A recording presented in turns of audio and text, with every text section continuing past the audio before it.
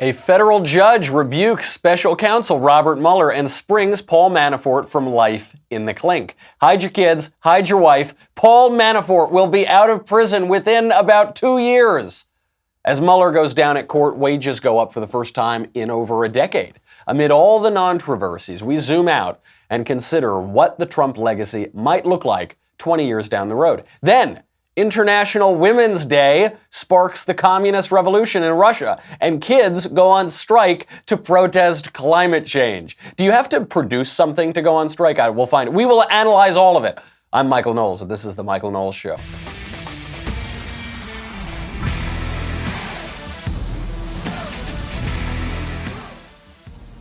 Updates from Russiagate. Oh, it's taking a tough turn for Democrats. This has been, I forget when it was, a few weeks ago, we had a really tough week for conservatives and we were all kind of down.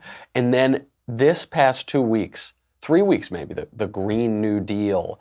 Then you get Ilhan Omar spouting anti-Jewish slurs. Then you get people defending Ilhan Omar in the Democrat Party. Then you get Russiagate going down at court. Really bad sign for the special counsel probe and for all the Democrat alarmists on Russia. We'll get to all of it, but first, let's make a little honey money.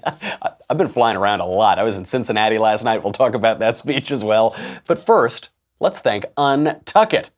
Have you ever wondered why traditional button-up shirts look so long and baggy? Because they were never meant to be worn untucked, but Untuck It shirts were specifically designed to be worn. Take a guess. How do you think that they were meant to be worn? The name is Untuck It. Take one guess. Untuck It is the brand that you've been looking for. It's the original untucked shirt, a modern solution to an old problem, with no tucking or tailoring required. No matter your size or shape, their shirts are the perfect untucked length. Have you been frustrated about this? This happened to me. Sometimes you want to wear your shirt untucked. So, look, sometimes you want to look all, tuck it in and be all formal. But a lot of the time, especially these days, even at work, you want to wear your shirt untucked and you don't want to look like you're wearing a dress. I've been a fan of Untuck It since before they advertised on the show. Jeremy Boring got me into Untuck It because I think he owns one of every single shirt that they have. The thing about Untuck It shirts is, one, the cuts are really great. I went into a brick and mortar store and they fitted me all out and got me the perfect size. But the quality of the material is really good. So it's not just this great cut. You also get a really high quality. It's going to be much nicer than most of the shirts in your wardrobe. Try it on in person at one of Untuck It's 50 stores, or go to untuckit.com to get started. They even offer free shipping and returns on all orders in the U.S. You can save 20% on your first order by using my code, MKS, at checkout. 20% off your first order. Untuckit.com, promo code MKS. So we had the sentencing of former Trump campaign chairman Paul Manafort. That happened yesterday. You heard they were going to throw the book at him. Mueller wrote up an 800-page report. They didn't want any leniency for him at all. They said, this guy, he's not working with prosecutors the way we want him to. He should get 15, 20 years, maybe more in prison. Guess how much the judge gave him? Judge T.S. Ellis gave him 47 months.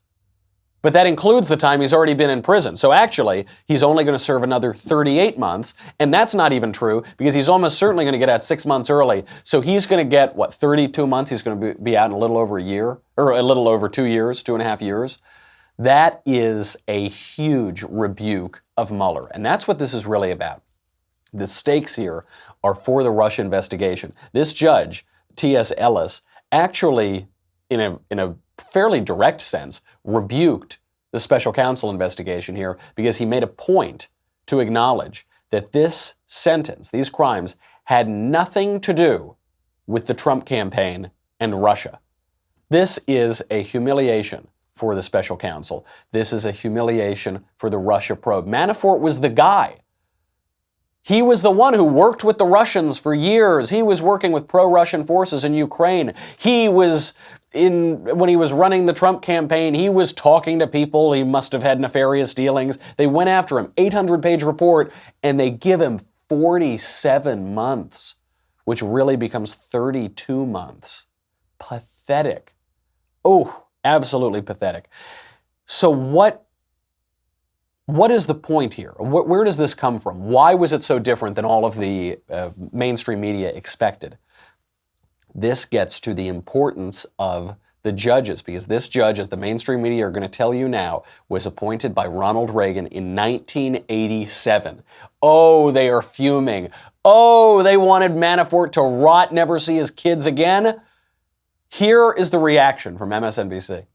It's as if Judge Ellis has never read the first thing about Paul Manafort, had never known that Paul Manafort was known as the leader of something called the Torturers Lobby for representing unsavory dictators around the world long before he ever came to Donald Trump's orbit. And, this wasn't just a one-off, brief period of crime here that he's been accused and convicted of. This was a 10-year crime spree, as prosecutors have laid out. This was a massive effort to defraud banks and evade taxes for a long time, and then to lie and commit felonies after already admitting guilt and making a deal with prosecution. So it's a really surprising outcome from a federal judge who, from what I'm told by prosecutors who've been in front of his court, tends to be a lot harder on poor defendants than on white-collar offenders. Excuse me just one second. I'm sorry, I should have done it. I just wanted to make sure I could hear the whole clip.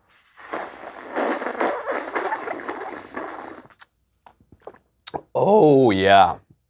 That's nice. You just get off an airplane, you're feeling a little dehydrated. Luckily, MSNBC provides all of the waterworks that we want. A crime spree from Paul Manafort. What is Paul Manafort's crime? His crime is wearing tailored Italian suits, is what his crime is. He's spent too much money on his suits. The guy's a lobbyist. Lobbyists work with crooked people. That's what he did. Is he a little bit crooked? Yes, obviously. A crime spree? Are you kidding me? And then they just try to completely twist it. They say, well, he's really hard on poor people. The judge is probably a racist too.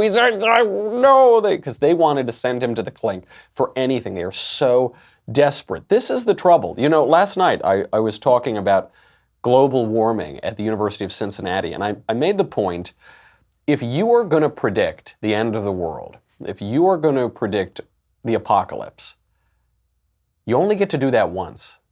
You gotta be right. When you make these huge accusations, when you make these huge predictions, like Donald Trump committed crimes with the Russian government to steal the 2016 election, his presidency is illegitimate, he needs to be in prison. When you make those kind of claims, the truth is going to come out at some point.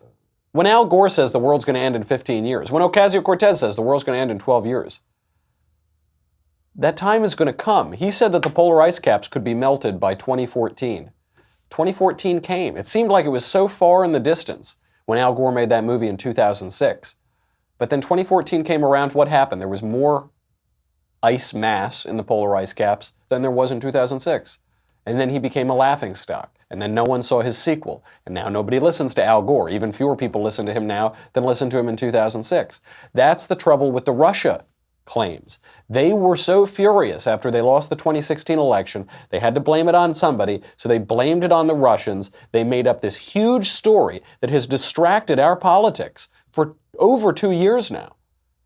They bet the farm on this Russia conspiracy thing, and it's just not panning out. And the worst that you're getting is a longtime lobbyist getting a slap on the wrist, and he's got to go to the clink for a couple years. It's a humiliation.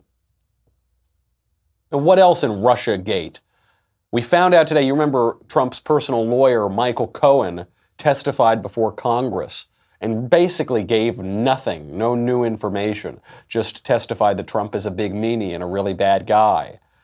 Well, now it's come out that Michael Cohen met privately with the House Intelligence Committee chairman, Democrat Adam Schiff, for 10 hours to prepare for that testimony. 4 separate occasions.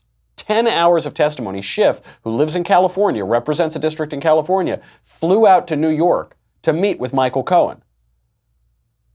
Now, you have to wonder, okay, what was he doing?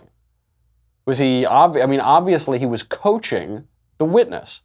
This is not good. That's not a good look for Democrats. Why did they do that? Because they knew it was going to come up empty. And apparently Adam Schiff's not a very good coach, because 10 hours of coaching later, Michael Cohen still looks like a schmuck on Capitol Hill. Still doesn't give you anything. So desperate. So now they're launching investigations into the finances and the business and the this and the, it just looks so desperate because the clock ran out for them. They said, okay, this Russia thing, we're gonna go as hard as we can with Russia. You can't go forever. Eventually people need you to put up or shut up. You have to produce results. And now they've got nothing. Now the dog ate their homework, and it's a beautiful sight to behold. Michael Cohen, we know he lied to Congress. He was convicted of lying to Congress. He's the first convicted liar to Congress to be called back to testify before Congress, and we know he lied there again. We know that he lied about not wanting a job in the White House. It's a matter of public record. He sought a job in the White House. We know that he lied about not seeking a pardon. He did seek a pardon, matter of public record. They just end up with egg on their face, being rebuked and reprimanded by a federal judge who has a good sense of justice here. By the way, I hope Paul Manafort still gets pardoned. Not because what he did wasn't wrong. Of course it was wrong. He's a lobbyist. Lobbyists tend to work with pretty crooked institutions and do kind of crooked things. But does anyone really believe Paul Manafort would be in prison right now if he had not committed the real crime of helping Donald Trump become president? That's the crime. That's what they knew that was what he was being investigated, what he was being prosecuted for. And this judge, I think in a very fair way, actually carrying forth justice, said, we're not going to throw away the rest of this guy's life because you don't like that he helped a Republican win the White House. Some other good news for conservatives, the economy doing very well. Actually, there's some bad news couched in a lot of good news. The bad news is we only added 20,000 jobs in February, but job growth basically flatlined. This is way below expectations. Now, February is a slow month. Probably this is just a weird fluke. And I say that, I don't say that to try to brush a bad jobs number under the rug. It's just that right now we currently have a record number of people employed. So this is, I think, the 18th record that we've hit during the Trump presidency. We've got 157 million people in this country employed. That's an all-time record. So you can't really say, well, they've only added 20,000 jobs. Well, okay, I mean, our unemployment rate is basically zero. Where I think the unemployment rate is about 3.8%, which is about as low as you can possibly get it. Labor force participation way up, 63.2%. During the Obama years, he would always try to cook the unemployment numbers by hiding relatively low labor force participation. But here, it's relatively high. So this is really good economic news, and this is true across the board. So unemployment rates for adult women, teens, blacks, and Asians stayed about the same, all near historic lows, and unemployment for adult men, whites, and especially Hispanics dropped pretty precipitously in February. And so you've got really tight employment, regardless of what the job growth number is. You've got really tight employment. What does that mean? Wages are finally rising for the first time basically in my life. I mean, it's been a long time since real wages have risen for people. We've got 3.4% wage growth year over year. This is really good news for the American worker who hasn't really had a raise in 10, 15 years. First time in a long time. And so you see those two competing narratives. Obviously, you're not going to hear that on MSNBC or CNN. You're not going to hear the good economic indicators. They're going to focus on Donald Trump's tweets about no collusion. They're not going to talk about all those boring statistics of how a record number of Americans have jobs, unemployment across the board for every demographic is near record lows. You're not going to hear that. But what is the Trump legacy going to be? This is sort of what I was thinking about as I'm getting this opposite information. You know, Russia, illegitimate, blah, blah, and you say, oh, everything's going great. It reminds me that history changes very quickly. Currently, the entire news cycle is Russia, Stormy Daniels, porn stars, total nonsense. But history and historical views of presidents change very quickly. When I was a kid, Bill Clinton was actually impeached for lying under oath, for taking his intern into the Oval Office and making her into a human humidor, and then humiliating her before the entire world. Actually impeached. And then, for 15 years after the Clinton administration, he was the most popular guy in the world. His popularity recovered so much All people had were memories of that great 1990s economy. All they had were memories of basically the economy that was permitted by the Reagan administration, and then you had this huge once in a 200 years tech explosion with the internet. And people loved Clinton. He was on the campaign trail all the time for Democrats. Even some Republicans wanted his endorsement. Now, think about the Reagan administration. During the Reagan administration, you heard of all these scandals. The Iran-Contra affair. It was just a completely made-up affair because we were trying to fight communists in Latin America. Oh no, oh how terrible. And they tried to make this into a big issue. They tried to take his presidency down for it. Then there was a rumor, that Nancy Reagan was interested in astrology. They tried to make this a huge story, big headlines. Nobody remembers that. I mean, nobody, I think, in the millennial generation could explain to you what the Iran-Contra scandal is. Think about that. If you're under 30 listening to this show, could you explain actually what the Iran-Contra affair is? I guess it's referenced sometimes on TV news. No, it's nothing. It's nothing with regard to the Reagan administration. When we look back at the Reagan administration, we think booming economy, defeat the Soviet Union. Those are the two things. I mean, the man has basically been deified 30 years after he left office, or now I guess approaching 40 years after he entered office. And he's become better and better and better every year. So what will it be for Donald Trump? Is it going to be Russia? No, the Russia thing is nothing. Is it going to be Paul Manafort did a deal with a pro-Russian Ukraine? No. Is it going to be Stormy Daniels got it? No. Nobody will remember her name in like 5 years. That is going to go away. I think what the legacy is going to be is the economy and judges. Now, who knows? The economy could tank. You could have anything could happen. If he has a second term, then you could have, obviously, anything could happen. But just right now, if this were the Trump administration, if he were leaving office today, what would that legacy be? It'd be the economy and the judges. And the judges are so important because you look, 1987, Ronald Reagan appoints Judge Ellis to the court. Say, okay, well, who cares about the judges? Because at moments like this, when real battles are happening, where real overreach is happening, like this Russia investigation, real constitutional questions are being raised, we have that Reagan-era judge to stand up for the Constitution, to stand up for law, and to stand up for justice. And Donald Trump has filled the courts with judges. This is a pretty good thing. What does the future then look like for the right and the left? Because you hear all this talk of anti-Semitism on the left, you hear all this talk of nationalism on the right, and looking into the future, I think people have a sort of bleak view of it. Here's Thomas Sowell, the great economist Thomas Sowell, giving his unfortunate view of socialism coming to America. The future of America. I mean, do you think that we are destined to go through a period of socialism, a period where these ideas that have not worked, no matter where they've been tried, and certainly wouldn't work here, will be tried here and could bring down our country?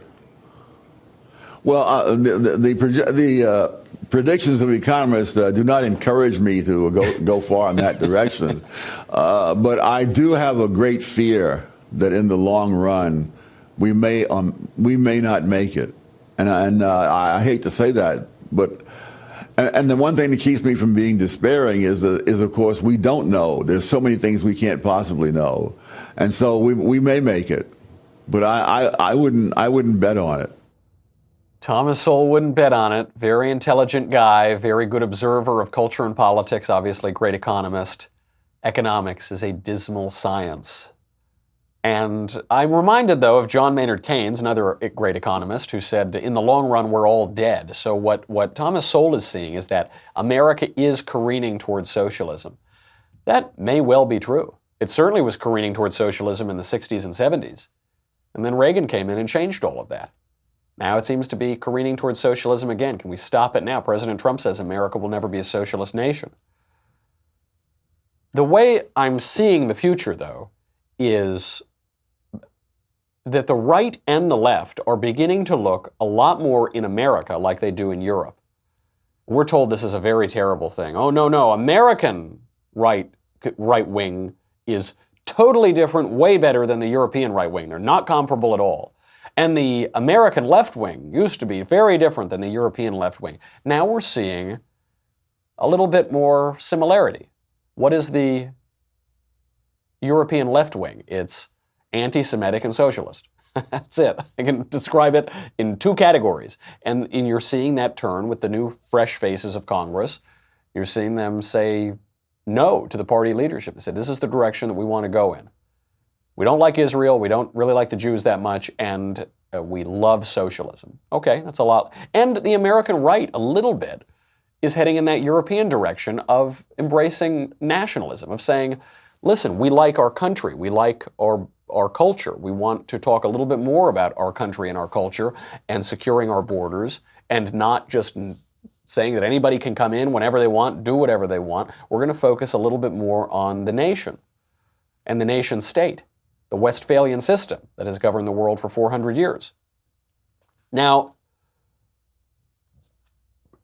President Trump has made this point pretty clear. He was before he was getting on an airplane today to go look at the crisis in Alabama, he called out the Democrats as they are in typical Trumpian, no uncertain terms.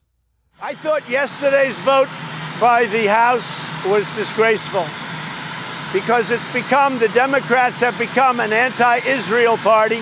They've become an anti-Jewish party.